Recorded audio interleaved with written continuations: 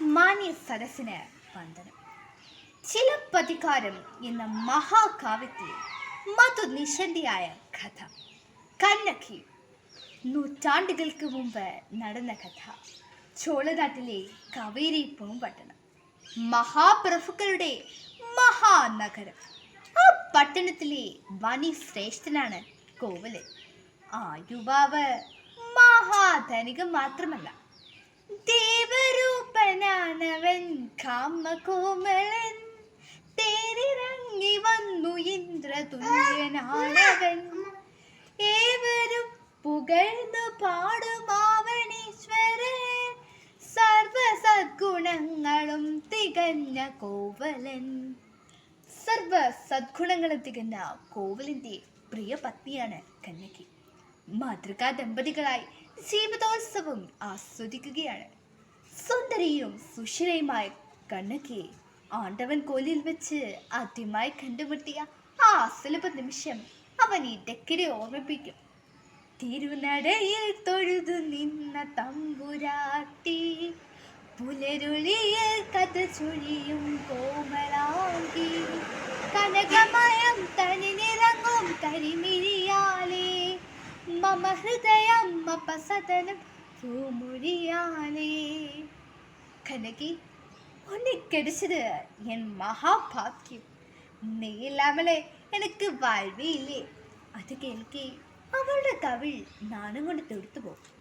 ആഹ്ലാദകരമായ ആ ദിനരാത്രങ്ങൾ കൊണ്ടുകൊണ്ടേയിരുന്നു. ആയിടെ ആണ്ടവൻ കോലിൽ ഉത്സവത്തിന് കൊടി കയറി. തോരണങ്ങളും കമാനങ്ങളും തേരും തേരോട്ടും എല്ലാത്തിനും കോവലൻ തന്നെ മുമ്പിൽ. തിരക്കൂത്ത് ആരംഭിക്കുകയായി. നാല് നാട്ടിലും പേര് കേട്ട അനഘറാണി മാധവിയാണ് നർത്തകി. ദീപകാന്തത്തിൽ എങ്ങും നൃത്തവേദി ഉണർന്നു. ചടുലതാള മേളകളിൽ മതിമറന്ന് ആടുന്ന മാധവി ഒരു സ്വർഗറാണിയായി മാറി. മായികമായ ആനന്ദലഹരിയിൽ മദ്യമറന്ന് ആടുന്ന ആയിരങ്ങൾ. നൃത്തം അവസാനിച്ചു. കരഘോഷങ്ങൾക്ക് മുമ്പിൽ കൈതൊഴുതുകൊണ്ട് മാധവി അണിയറയിലേക്ക് മടങ്ങി. മായികമായ ഏതോ വിഭ്രാന്തിയിൽ മതിമറന്ന് നിൽക്കുന്ന കോവലൻ അഥാ അണിയറയിലേക്ക് പായുന്നു. അവിടെ സ്വപ്നം വിടർന്ന കടുമിഴികളോടെ പുഞ്ചിരിയുമായി നിൽക്കുന്ന മാധവി. നൊടിയുടെ കോവലൻ തന്റെ രക്തഹാരം മൂടിയെടുത്ത് അവൾക്ക് നേരെ നീട്ടി. കുഞ്ഞു ചിരിച്ചുകൊണ്ട് അവൾ കഴിഞ്ഞു. ആ കൈകൾ നേരം. പ്രിയരെ, കോവലിന്റെ ജീവിതത്തിലെ വഴിത്തിരിവായിരുന്നു ആ നൃത്തസംഘം. അന്ന് മുതൽ കോവലൻ ആകെ മാറി. അവനെ കണ്ണകിയെ കാണുന്നത് തന്നെ പുച്ഛമായിരുന്നു. മദ്യപിച്ചു വന്ന ആ കോവലന്റെ കാല് നോക്കി അവൾ ചോദിച്ചു, ഞാൻ എന്ത് തെറ്റ് ചെയ്തു? അങ്ങ് എന്തിനാണ് ഇങ്ങനെ നശിക്കുന്നത്? ചീ, മാറുന്നില്ലടി പെണ്ണാമേ. ആരെനിക്കു നീ മടുത്തു പോ പുറത്തു പ്രേതമേ. മാധവി, എനിക്കു സ്വർഗരാജ്യമാണ് കാമിനി. ആ മനോഹരങ്കി നിന്ന് ചുറ്റുവട്ടമെത്തുവാൻ 7 ജന്മമെങ്കിലും ജനിക്കണം, നീ ഓർക്കണം.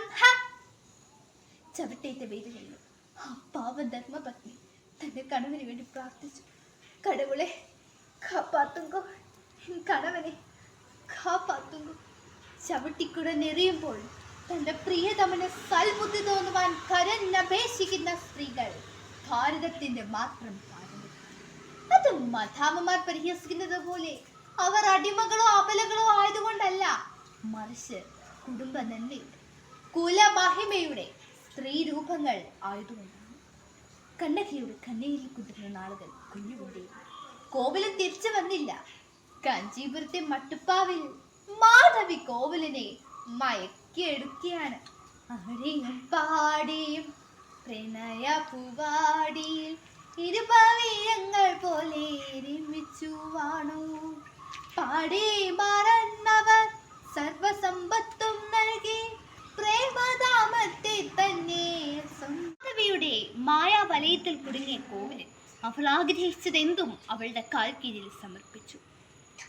എല്ലാം കിട്ടിക്കഴിഞ്ഞപ്പോൾ മാധവിയുടെ മട്ടുമാറി.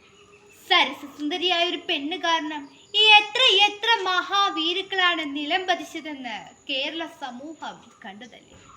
അവസാനം മാധവി കോവിലിന്റെ മുഖത്ത് നോക്കി അട്ടഹസിച്ചു. കണ്ട മാധ്യമമാർക്ക് കയറി ഇറങ്ങാനുള്ള സത്രമല്ലത്, കടക്ക് പുറത്ത്. മാധവി, ഇത് നീ തന്നെയോ? അതെ, ആള് മാറിയിട്ടില്ല. എന്താ മിഴിച്ചു നോക്കുന്നത്? കടന്നു പോ. കാൽ കാശിന് കൊള്ളാത്തവൻ. എല്ലാം നഷ്ടപ്പെട്ട അധഭാഗ്യം. കുറ്റബോധത്താൽ തേങ്ങുന്ന മനസ്സുമായി ഇരുട്ടിലൂടെ നടന്നു. ഉരുകുന്ന നെഞ്ചുമായി ഒരു ഭ്രാന്തനെ പോലെ തെരുവിൽ വിതുമ്പുന്ന പാവം. ഇനി ഏതു പാത, ഇരുളാണ്ട വഴികൾ, മറ്റൊരു താരവുമില്ല. ഇനി ഏതു പാത, ഇരുളാണ്ട വഴികൾ, മറ്റൊരു താരവുമില്ല. ആ പാതിരാവ് കൊഴുത്തു വെച്ച് കൽവിലൊക്കിന് മുമ്പിൽ വിതുമ്പുകയായിരുന്നു കണ്ണകി. പെട്ടെന്ന് പുറത്തൊരു കാലുച്ച. യാരത് യാരത്